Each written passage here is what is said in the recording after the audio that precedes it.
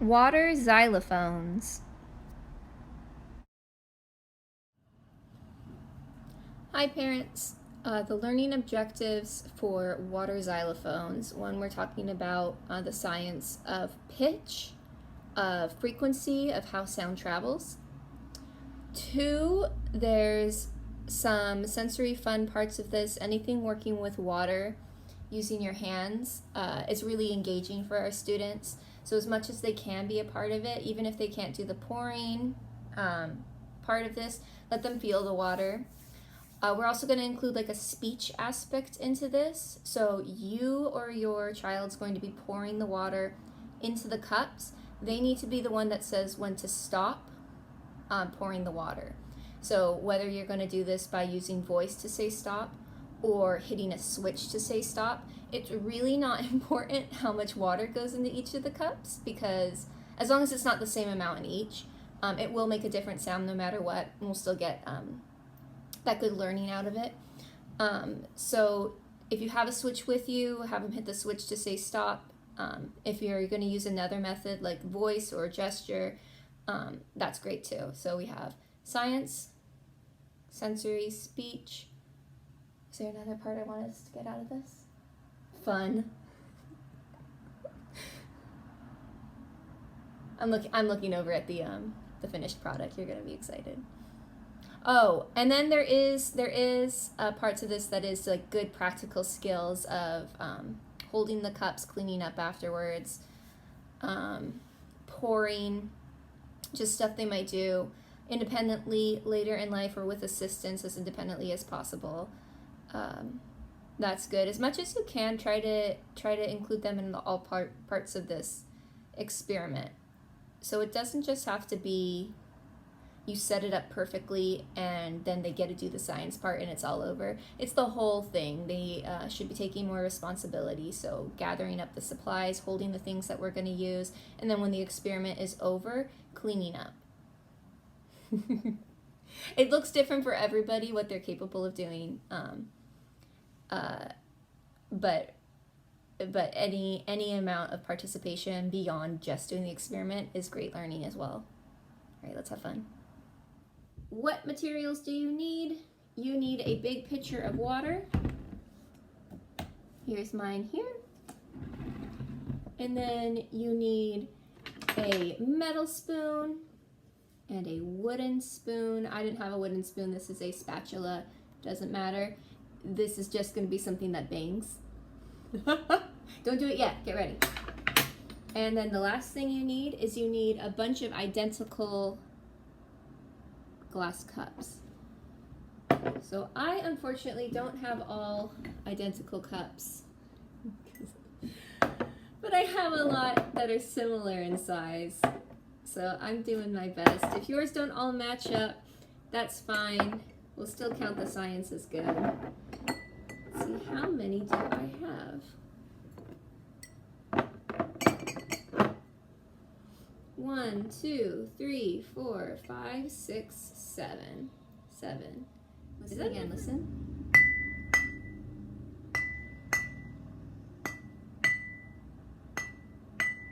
So they should sound just about the same. So the sound is traveling the same wavelength through each. We are going to do something to change the wavelength,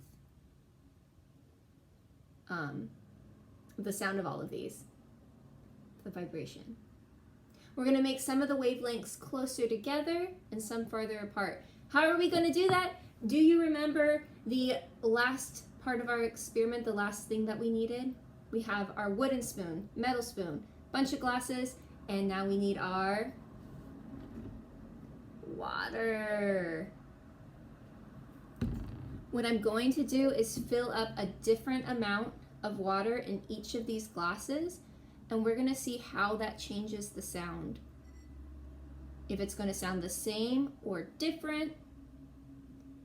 If someone has more water in it and someone has less water in it, are those going to sound the same or are they going to sound different? Take a moment, make your hypothesis. I'm going to start filling up these glasses different amounts of water.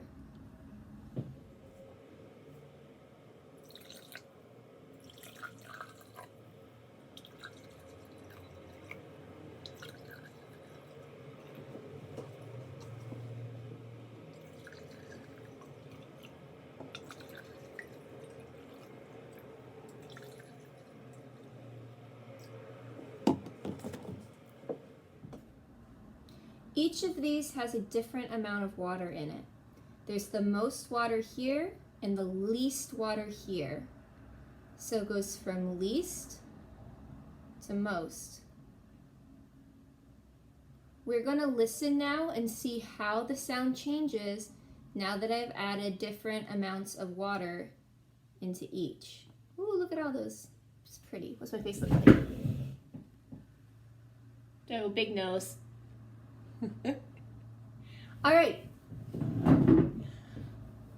My choices of how I want to listen to it first is with a wooden spoon, wooden spatula, or a metal spoon.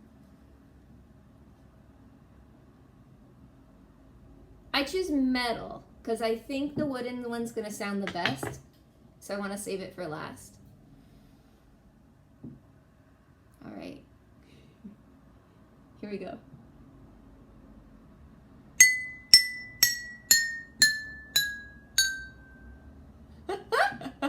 It sounded so good. Listen again.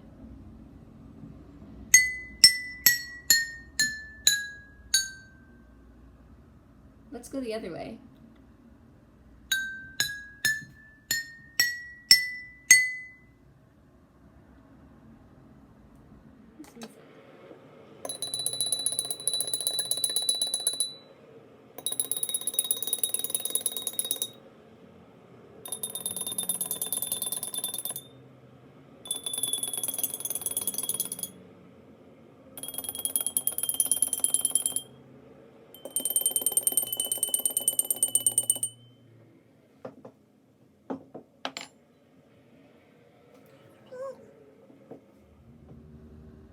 Okay, I thought this might help for us to visualize it a bit better. Red, orange, yellow, green, blue, violet. Smallest, least to most. Okay. I want us to really listen in this time on the pitch that we hear. So is this a low sound or is this a higher sound? A low pitch sounds deeper. It sounds like the way, what's a really low sound? Like a growl from a tiger or a lion, that low. A higher pitch sound like ee, like a fire alarm. Higher pitch,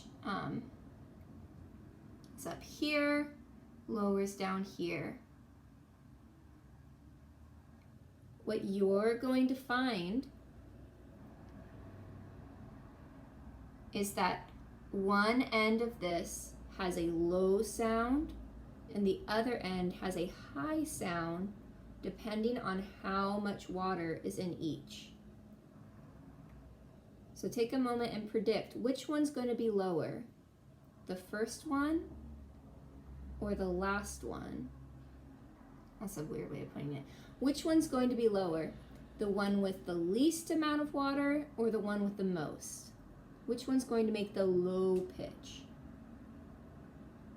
Okay, you thinking? You might be experimenting at home. Here we go. Listening for the low pitch.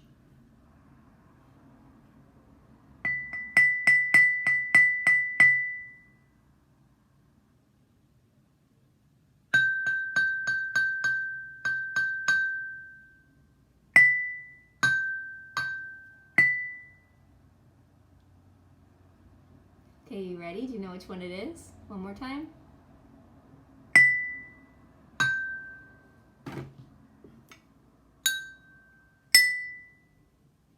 The one with the lower pitch is the one more full of water. The one with more water in it makes the lower pitch. Why is that?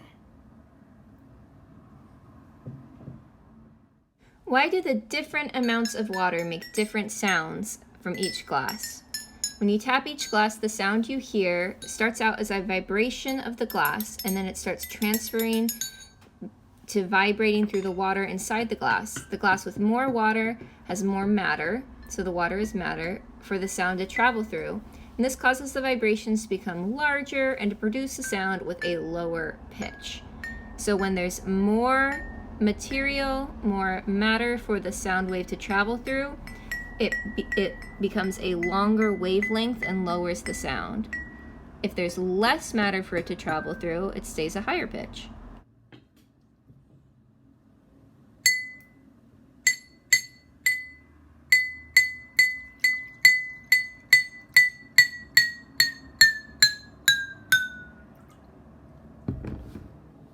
That's awesome.